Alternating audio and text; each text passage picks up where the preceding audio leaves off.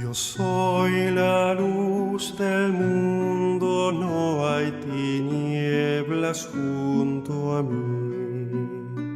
Tendrán la luz de la vida por la palabra que les di. Yo soy el camino firme, yo soy la vida y la verdad.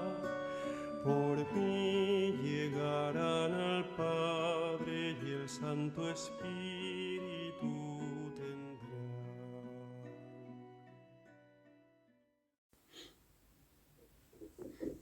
El Anticristo. Queridos hermanos católicos, el otro día alguien me dijo que el Papa de Roma es el Anticristo. Yo le pregunté, ¿cómo lo sabe? Y me contestó que eso está en la Biblia. Le dije que la Biblia habla del Anticristo, pero que no está escrito en ninguna parte que el Papa sea el Anticristo. Usted debe leer bien las Escrituras, le dije. Hay gente a la que les gusta hablar del Anticristo. Hay películas que tratan de este tema. Hay sectas religiosas que anunciaron el nacimiento de este personaje, que dicen que todavía está escondido y pronto aparecerá. ¿Qué hay del Anticristo? Hermanos católicos, no se dejen guiar por fantasías y leyendas. Siempre habrá gente insensata que siembra dudas y mentiras. Ellos son hijos del gran mentiroso. Mejor es que meditemos con serenidad las Escrituras sagradas y dejemos de lado los rumores y fanatismos y actitudes hipócritas. En esta carta les quiero leer y explicar los textos bíblicos que hablan del Anticristo. Primera de Juan, capítulo 2, versículo 18 y 22. Segunda de Juan, versículo 7. La palabra anticristo significa el que está contra Cristo o el malvado. Otros textos nos hablan del hombre del pecado, el rebelde, el sin ley. Todas estas expresiones indican más o menos lo mismo que anticristo. Pero antes de hablar de este tema les debo explicar algo muy importante para la recta comprensión de los textos que se refieren al anticristo. Los textos que nos hablan de este tema casi todos fueron escritos en un estilo apocalíptico. ¿Qué quiere decir eso? Esa manera de escribir es muy común en aquel tiempo. Existen muchos libros escritos así, con revelaciones misteriosas. Era una forma de aclarar los acontecimientos de entonces y del fin del tiempo. Esto lo expresaban con visiones ficticias, con imágenes fantásticas, y era un juego para los lectores reconocer su propia realidad contada en forma sofisticada. Generalmente son textos difíciles de comprender, porque el lector de hoy, igual que el de aquel tiempo, debe buscar el significado profundo que está detrás de estas imágenes y visiones. Por supuesto que no debemos tomar al pie de la letra estas visiones e imágenes. Esa no es la intención de los autores sagrados. Siempre debemos buscar el mensaje más profundo que está detrás de estos textos. Así que nadie por falta de conocimiento diga tonterías con la Biblia en la mano. Leamos primero el texto primero de Juan, capítulo 2, versículo 18 al 22. Hijitos míos, en la última hora, como se les dijo, llegará un anticristo, pero ya han venido anticristos. Ellos salieron de entre nosotros mismos, aunque realmente no era de los nuestros. ¿Y quién es el mentiroso sino el que niega que Jesús es el Cristo? Este es el anticristo, el que niega a la vez al Padre y al Hijo. Versículo 22. Hay otro texto muy parecido a este, segunda de Juan, versículo 7. Han venido al mundo muchos seductores que no reconocen a Jesús como el Mesías, venido en la carne. Estos son impostores y anticristos. Estos son los únicos textos que hablan del anticristo y de los anticristos. y nos hacen ver que los oyentes de Juan sabían que en vísperas de la venida de Cristo se presentaría un anticristo, que es el hombre que niega a Cristo. Además, dice aquí el apóstol Juan que hay otros anticristos entre ellos. Son aquellos que niegan que Jesús sea el Cristo y que Cristo sea Dios igual al Padre. Es lo que pasa en todos los tiempos. Hay tantos cristianos infieles de ayer y de hoy que niegan que Cristo sea igual al Padre. En estos textos, el apóstol Juan apunta a todos los anticristos que aparecieron y que aparecerán en la historia. En Mateo 24:24, Jesús habla también en este sentido. Se presentarán falsos cristos y falsos profetas que harán maravillas y prodigios, capaces de engañar, si fuera posible, aún a los mismos elegidos de Dios. Hermanos, he aquí los textos bíblicos que nos hablan de los anticristos. Son figuras o personajes que representan la encarnación del mal como un poder misterioso en el mundo, y este poder maligno aparecerá especialmente un poco antes de la venida gloriosa de Cristo. El hombre del pecado, según segunda de Tesalonicenses capítulo 2, versículo del 3 al 12. En este sentido, el apóstol Pablo habla del hombre del pecado. Aunque el apóstol no usa la palabra anticristo, podemos ver en esta expresión claramente esta misma realidad del anticristo. Pero antes de la segunda venida de Cristo tiene que producirse la gran apostasía. Se refiere a una crisis religiosa a escala mundial. Entonces aparecerá el hombre del pecado, instrumento de las fuerzas de la perdición, el rebelde que ha de levantarse contra todo lo que lleva el nombre de Dios o merece respeto, llegando hasta poner su trono en el templo de Dios y haciéndose pasar por Dios. Al presentarse este sin ley y con el poder de Satanás, hará milagrosas señales y prodigios al servicio de la mentira, y usará todos los engaños de la maldad en perjuicio de aquellos hombres que han de perderse. Este texto del apóstol Pablo habla del hombre del pecado, el rebelde, en el mismo sentido que Juan habla del anticristo. Es la misma figura misteriosa que representa la maldad en el mundo.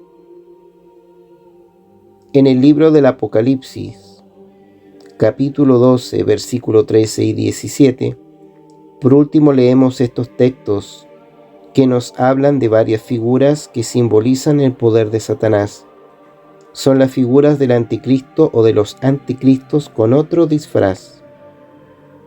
Capítulo 12 y 13. Aquí nos hablan de una gran visión de las últimas batallas contra Satanás.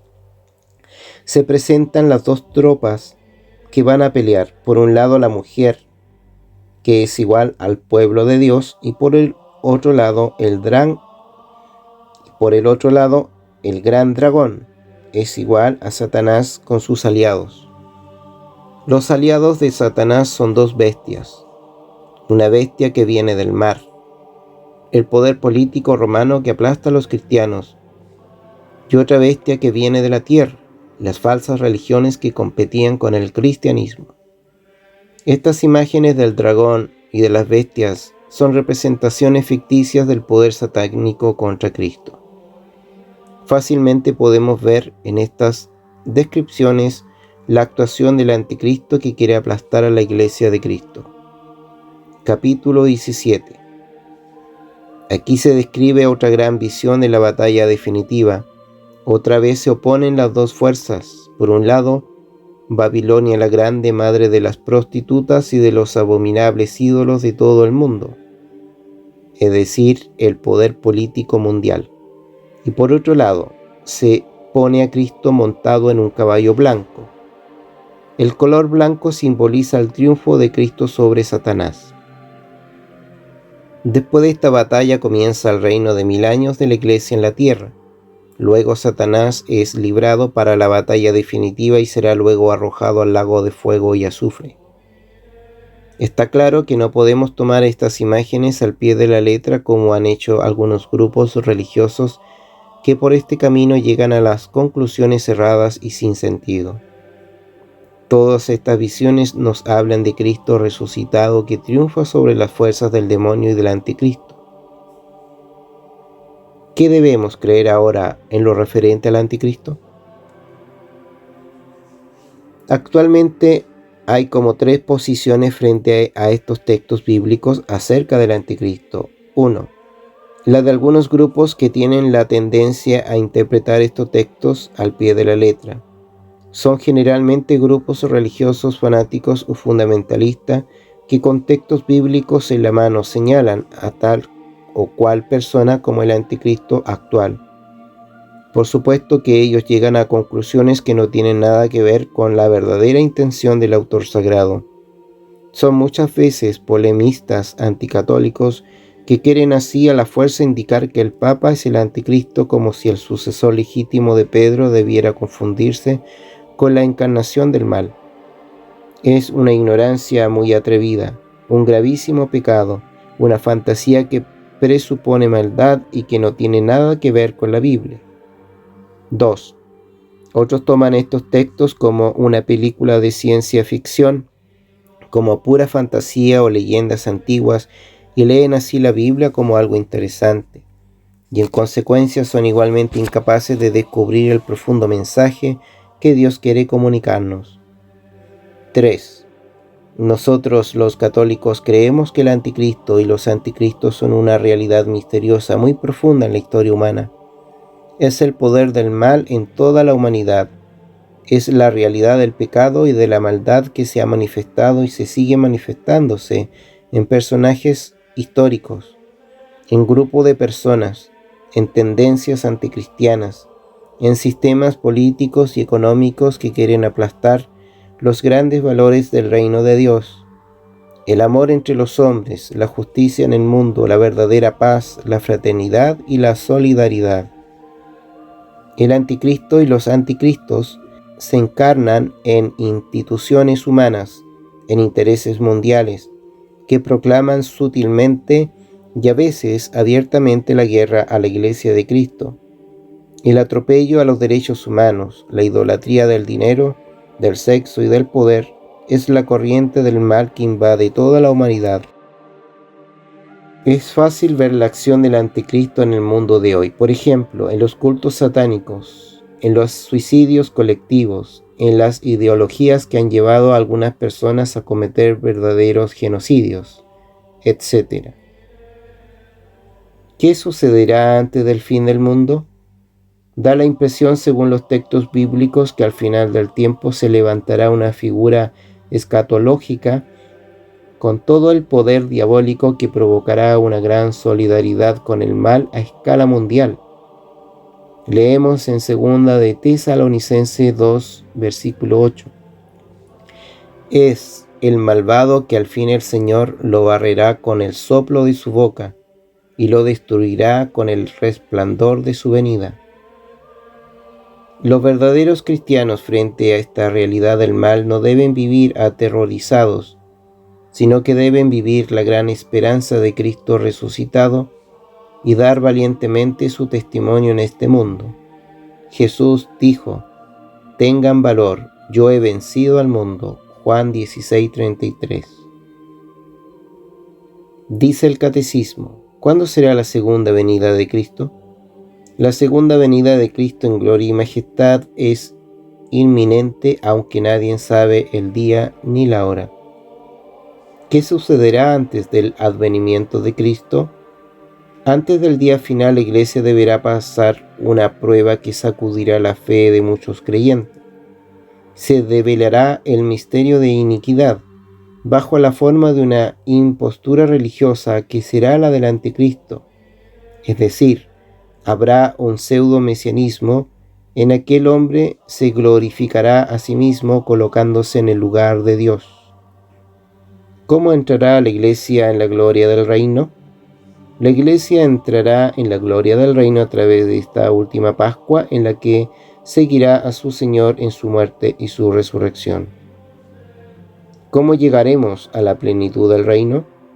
Llegaremos a la plenitud del reino no necesariamente mediante un triunfo histórico de la Iglesia ante el mundo, sino por una victoria de Dios sobre el mal. ¿Qué sucederá cuando llegue el juicio final? Entonces Jesucristo vendrá con gloria y majestad para llevar a cabo el triunfo del bien sobre el mal que, como el trigo y la paja, habrán crecido juntos en el curso de la historia. Cristo vendrá a juzgar a los vivos y a los muertos.